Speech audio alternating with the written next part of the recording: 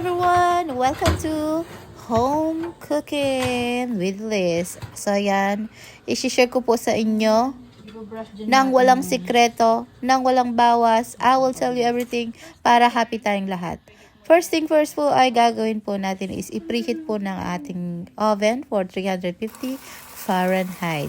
And then hugasan po ng ating meat, hugasan po natin mabuti at itap-tap lang po natin ng paper towel. Huwag niyo po siyang ipahid dahil baka may maiwan na paper towel sa ating meat. So yan, ipat-pat-pat lang. Ano yung pat-pat-pat? Palu-palu-paluin lang ng ating paper towel. At saka, ayan, ikat po natin siya ng paganyan para malagyan po natin ng asin sa loob ng ating kinat na meat. 2 tablespoon po ang aking nilagay na asin sa ating loob ng kinat na meat natin. Ayan, make sure po paluin po natin. Charot.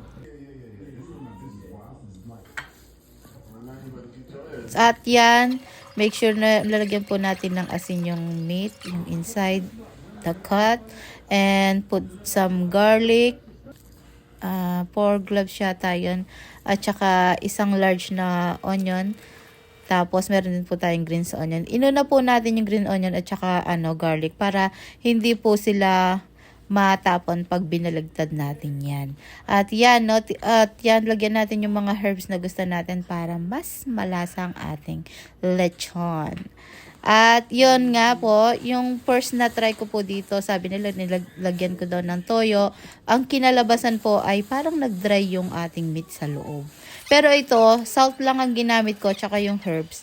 At yun, kinalabasan ay napaka-moisture ng ating ng lechon. Moisture sa sa tender, super tender sa loob, tapos crispy sa labas.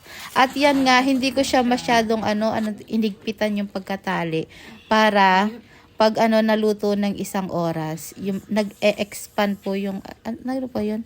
Basta siya naalis parang lumalaki siya, yung ganun po. Tapos yan, huwag kalimutang paluin. Charot. At yan, linagyan ko dyan ng aluminum sa side dahil napakahaba at ayokong matuluan yung ating oven sa labas. At yan, linagyan ko po siya ng tubig para manatiling moisture, para hindi po masunog sa yung baba ng ating lechon. So, yan nga po ang ating unang oras ng ating pagluto.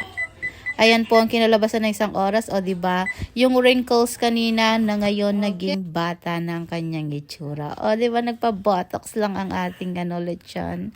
At yan na nga, diba, napakaganda na niya sa ating unang oras pa lang. At please, wag niyo pong gamitin ng ng toyo yung natin, yung pag-brush natin. Kailangan vegetable oil lang po. At yun, kasi pag toyo po parang siya, sa pangalawang oras pa lang, na siya, dark na siya. Pero ito, toyo, vegetable lang po ang aking ginamit. At ganyan ang itsura niya.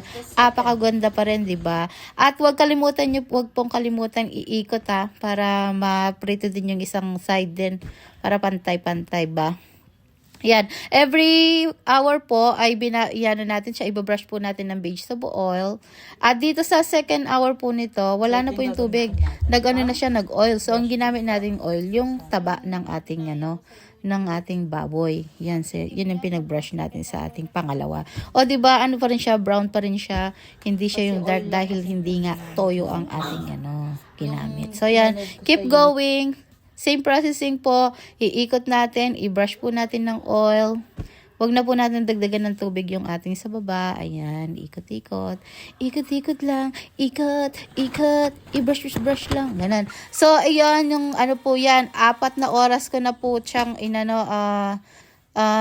niluto at 5 minuto sa 350 Fahrenheit. Hindi po natin binabahan ng ating init ng ating oven. Same pa rin po siya. So, ang total po niyan ay 300.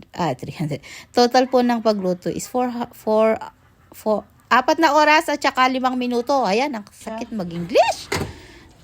So, ito pong share kong video sa inyo. Wala pong sikreto yan. Lahat sinabi ko para happy tayong lahat. At ito, pakikinggan natin gaano ka-crispy and moisture itong ating sebochon ni Home Cooking Liz.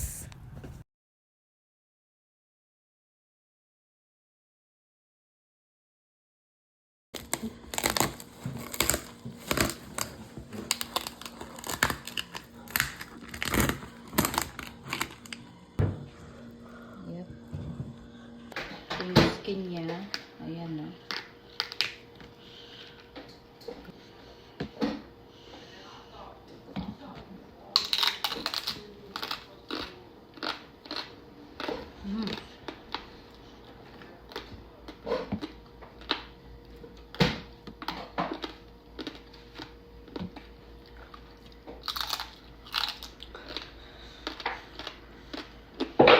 Tikman natin sa loob.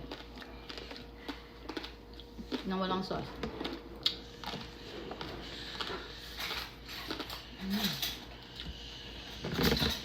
With sauce. Malasa.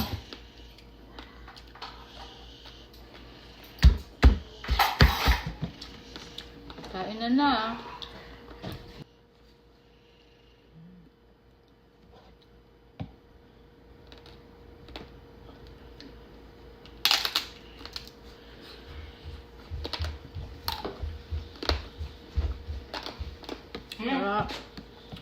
Let's go eat. Go call Felicity.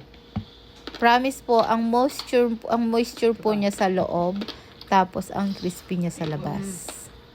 Thank you for watching. See you next time. And don't forget to follow and comment. Bye!